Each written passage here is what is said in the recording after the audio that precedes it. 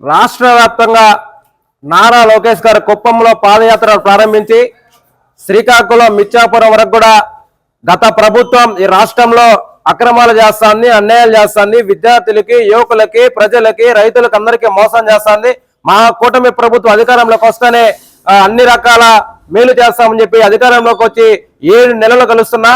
అయ్యా నారా లోకేష్ గారు, మీరు విద్యార్థులు, యువకుల సమస్య ఎక్కడున్నా సరే అక్కడికి డైరెక్ట్ గా తీసుకెళ్లి మొబైల్ పని చేయకపోయినా సరే సెల్ఫీలు మాత్రం బాగా దిగారు. మరి సెల్ఫీలన్నీ ఈరోజు ఏమైపోయినాయి? అదే విధంగా మీరు ఎక్కడ సమావేశాలు పెట్టినా విద్యార్థులకి ఇష్టం లేకపోయినా సరే బలవంతంగా వేలాది మంది, లక్షలాది మంది మేము బహిరంగ సభలకు విద్యార్థులు తరలించి మాట్లాడారు. ఏమని మాట్లాడారంటే, మేము అధికారంలోకి రాగానే పెండింగ్ లో ఉన్న స్కాలర్షిప్లు, రీఎంబర్స్మెంట్లు, అదే విధంగా రాష్ట్రంలో ఖాళీగా ఉన్నటువంటి అన్ని ఉద్యోగులు భర్తీ చేస్తా అని చెప్పి ఈ రోజు అధికారంలోకి వచ్చి 7 నెలలు గడుస్తా ఉన్నా 100 రోజుల వేడుకలు ఘనంగా నిర్వహిస్తున్నారు.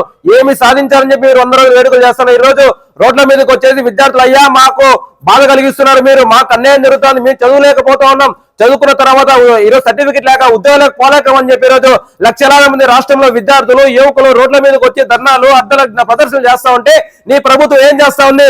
ల్యాండ్, శాండ్, మైనింగ్ మీద దృష్టి పెడతాను చెప్ప ఈ రాష్ట్రంలో ఉన్నటువంటి విద్యార్థి సమస్యలు కానీ, యువకుల సమస్యలు కూడా ఎక్కడ మాట్లాడలేకుండా దున్నపోతు మీద నీళ్లు పోసినట్లు ఈ కూటమి ప్రభుత్వం వ్యవహరిస్తా ఉంది. అఖిల భారత విద్యార్థి సమైక్య ఏఐఎస్ కోరుతా ఉన్నాం. చంద్రబాబు నాయుడు గారు మీరు చెప్పారు సూపర్ 6 అన్నారు. సూపర్ 6 ఎక్కడ అమలు చేశారు? మీరు వచ్చి ఈ రోజు 7 నెలలు గడుస్తున్నా కనీసం ఒక సూపర్ 6 లో కనీసం ఒక అమ్మకి ఈరోజు 100 అని చెప్పారు. అమ్మకి 100 ఇచ్చినావా, లేకపోతే నాయనకి మద్యపానం ఇచ్చావో ఒకసారి ఆలోచించు. ఏరులై బారుతుంది మద్యపానం. ఎక్కడ చూసినా ఈరోజు గంజాయి పట్టుబడతా ఉంది, ఎక్కడ చూసినా ఈ రోజు అసాంఘిక కార్యక్రమాలు జరుగుతున్నాయి. వీటిపైన ఎక్కడా కూడా మీరు మాట్లాడలేకపోతున్నారు. ప్రధానంగా విద్యార్థులుగా, యువకులుగా ఈ రాష్ట్ర ప్రభుత్వం ఒకటే కోరుతా ఉన్నాం.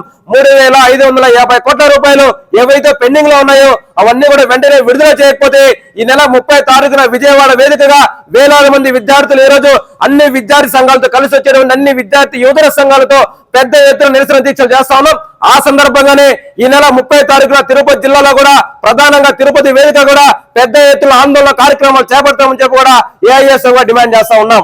రైతు దేశానికి వెన్నెముకైతే విద్యార్థి దేశానికి తల లాంటి వాడు.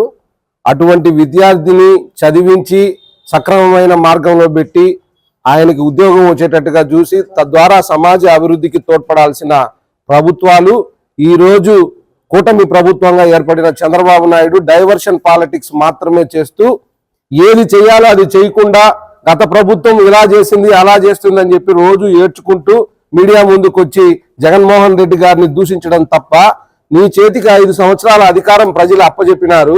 ఈ 5 సంవత్సరాల కాలంలో నువ్వు విద్యార్థులకు ఏం చేస్తావు, రైతులకు ఏం చేస్తావు, మహిళలకు ఏం చేస్తావు, సమాజంలో మొత్తం రాష్ట్ర అభివృద్ధికి నువ్వు ఏం చేయబోతున్నావు అనే, పారిశ్రామిక అభివృద్ధిని ఏం చేయబోతున్నావు అని చెప్పాలి. కానీ 24 గంటలు జగన్మోహన్ రెడ్డి అది చేసినాడు, జగన్మోహన్ రెడ్డి చేసినాడు అనే దానికి కాలయాపన 7 నెలలు జరిగిపోయింది.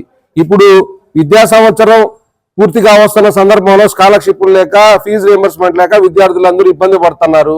పిల్లలు కనండి యూత్ తగ్గిపోతున్నారు అని చెప్పి బాధపడిపోతున్నారు చంద్రబాబు నాయుడు గారు. ఎంత మందిని కావాలంటే అంతమందిని కావాలండి, అవసరం అయితే జీవోలే మార్చేస్తానని చెప్తున్నారు. మరి పిల్లల కంటే వాళ్ళని చదివించాలా?